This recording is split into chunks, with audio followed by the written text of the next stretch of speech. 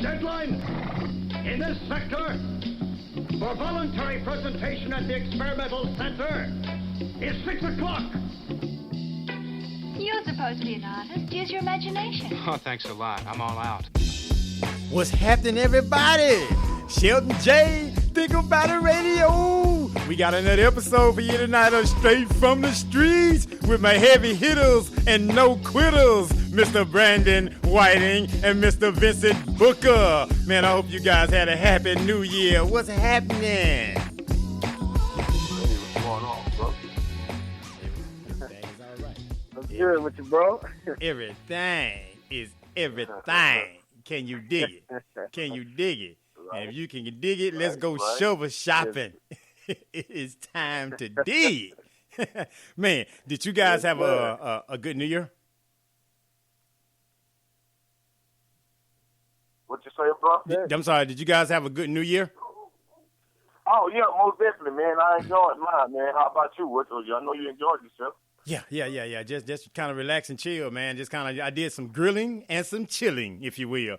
And Right. I popped firecrackers vicariously through the neighbors because they spend a lot of money on their fireworks. So I just go out back. Ooh, that's nice. Go up front. Ooh, that's nice. And then I lay it down. Vicariously. Yes, sir. Vicariously. Yes, Pop sir. firecrackers, man. Hey, man. I know it's been I'm sorry. Go ahead, my man. I think I heard a little gunfire. Uh-oh. Yeah. You better duck. You better. They were mixing it up. Hey, well, see, speaking of gunfire, right? That's a good segue. Yeah, man, Speaking of mix it gunfire, I want to discuss tonight on our round table discussion. Since we got three triangle, if you will, right? You guys seen the numbers, right? That just came out in reference to Chicago. They broke records over decades. It's been the highest numbers of deaths, in a year. I think it's 752 or something like that. 762. Yeah. 762, right? Sure. And when you see those staggering numbers, right? And you see the area, then it's limited to a certain area. But when you see that, I guess when I see that, I guess I better phrase it. Why are people so angry? Where did this such levels of hate come from? And okay, because I'm in the neighborhood, because I'm in the hood, because I'm in the projects, whatever, because I got a gun, do I mean I gotta use it on my brother or sister? And a lot of these victims are young, man. So I'm just trying to say, is there something going on? Am I just not missing? Am I missing something, bro? Man, actually, bro, I got a lot of family in Chicago. I mean, half the other side of my family out there in Chicago. Okay. Been there for years, decades now. And really, man, what's really going on, it's been going on for a long time. It's gotten worse, but what's happening is that, man, some of the old project stuff, man, they knock them down and they force people that have been living there for decades to move into different parts of Chicago. Mm-hmm. And what happened is, man, because of all those years of robbery and gangs, then you got this explosion to where, guys that may have been out west is out south now, and the dudes that's out south, like I say, there's been robberies that's been going on for so long, but when the government actually went through there, man, and knocked down some of those huge project complexes, man, that's what kind of started it, you know what I mean? And it's been like a fire ever since then, you know what I mean? And that's a sad situation, and that's why, like you say, man, the numbers, the numbers are staggering, and it's the younger generation, it's teenagers, it's our babies, you know what I mean? And it's because, like I said, those schools, they contribute to it, man, with the robberies. And, man, it's just like them brothers just wasting their lives out there, man. Honestly. Yeah. Mr. B, what's your thoughts on it, my man? Man, I mean, first of all, man, bro, it's always that's a deep topic, and we seeing this, like you say, they even had a movie about it.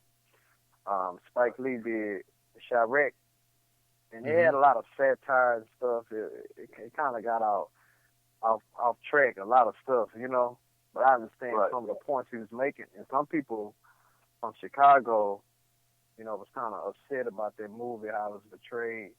And I heard a lot of other people from Chicago who talk about, it's not as bad as they portrayed. But it's kind of like they're in denial, you know, about what's going on. But I want to go even further back than that. And as Brother Vincen always talk about how, you know, we got to give America some of the things that they taught us. Not everything, because some of the stuff wasn't bad, you know, to be fair and balanced, you know. Okay. But, you know, when you think about Al Capone, you know, these gangsters, Chicago been known for being a gangster city. Right. From the outset, when the mafia, the Italian mafia and things, these groups came to America with this melting pot in New York, then it migrated to Chicago, and Chicago is very known for this. So what I see kind of, you know, going back is we emulating this. Mm-hmm. And if you think about growing up, a lot of brothers, they always watch their gangster movies, Scarface, you know. Yep. Even Scarface, you know, where he went to Miami. So I think that we're emulating these things. And, you know, when we say Biggie Smalls, even Biggie, you know, R.I.P., a lot of these rappers, you remember the phase where everybody's naming themselves after Italian mobsters.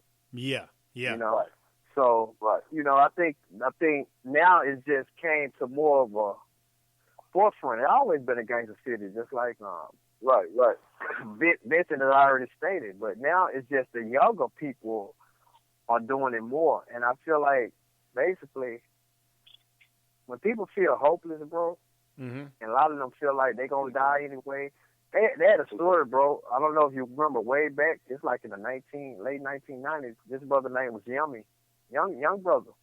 I don't know if you know about this, Vincent, but he was on the Time magazine, Sheldon. He was only like 13 or 14, and they killed him. He was such a gangster, bro. Gangster. He was scared. I mean, people were scared of him. He was just a little kid. 13. They wouldn't let him go to certain stores, and I think some gangster group killed him. They killed him, but I think that's kind of some of the problems we emulating, and it just came to a head, and it's younger, but now it's no different from Al Capone, them killing each other over territory. You know what I mean? Question. But they was more organized, and Right. they got organized too with Gangster Disciples and other groups. So but it's not on their level, but some of it is on their level. The politicians in their pocket. So I think that's kind of what lit it, you know, and it just got out of control. I feel you, and I do, because you're right, because everything has to have a starting point, right? You know, so it had to start somewhere. Now, here's my question, though, because you mentioned something in the midst of some of the reasons why some of the violence is betrayed upon one another, and you mentioned hope, lack of hope. Here's my question to you, brothers. Right. What does hope look like to you? What does that look like? What does it say? You know what? That'll fix it. That'll help it right there. That'll help a lot of it. It may not fix all of it, but you know what? That'll help a lot of it.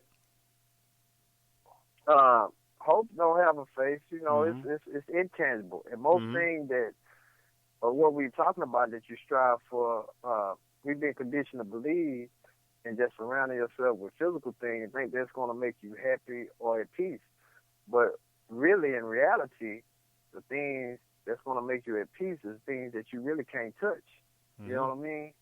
Most of the things, and so this is what I think has a tendency to happen. So, you know, a lot of these brothers killing them because of money, because of territory, because of names, you know, and because of status.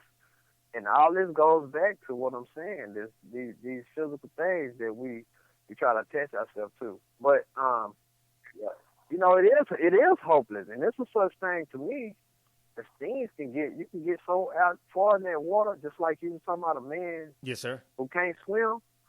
You get so far in that water, it might be hard to save you. It might not be no coming back.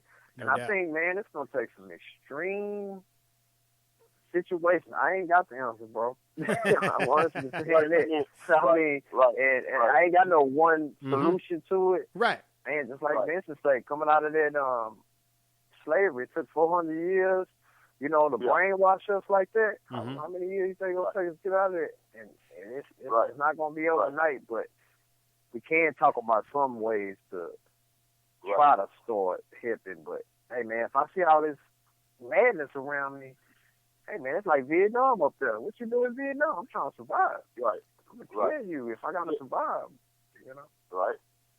And it also goes to what we were speaking on last week too, man.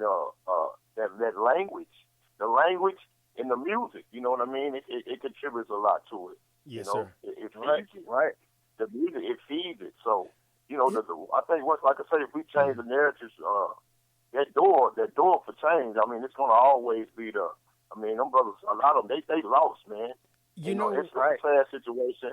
It's a sad situation, and I think what's even sadder, man, is that you know, you got people just sitting back looking at it. You know, yes, sir. Like the National Guard, nobody ever intervened. You know, I mean, they haven't looked into they haven't. You know what I mean? So it's just like they letting them just slaughter each other. You know, it's bad. Well, because if they do it, then, you know, that kind of, you know, well, they're going to do it anyway, right? And so it keeps other entities from having to do it. But my thing is that there's a hopelessness factor that you guys mentioned, right? There's I'm a product of my environment factor that you guys mentioned. But also I want to look at it this way too, man. I think there's a lack of the fear of consequence for taking a life. Right. You feel me? There's a lack of recognition that, you know what, if something drastically would happen to me for killing this person right then, not down the line, not when I pass away, not when I get caught, right then. Right. If there were drastic consequences beyond that, right? So because a lot of people don't really see immediate consequence, like you say, you do one sit-up, you don't see a six-pack, right? You don't get immediate results. Right. So I think because of lack of the fear of that, the boldness comes, right?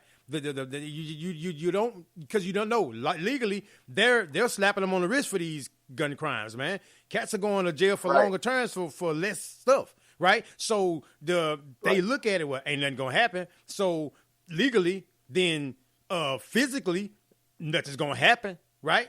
And spiritually, you can't believe nothing's going to happen because you have the right, you feel like you have the right to take somebody's life that you don't give. So so I think that's where those numbers, I think, come. Just like a little kid that doesn't fear a parent or punishment of a parent, that's going to be the baddest kid in the world because they don't fear punishment. Right.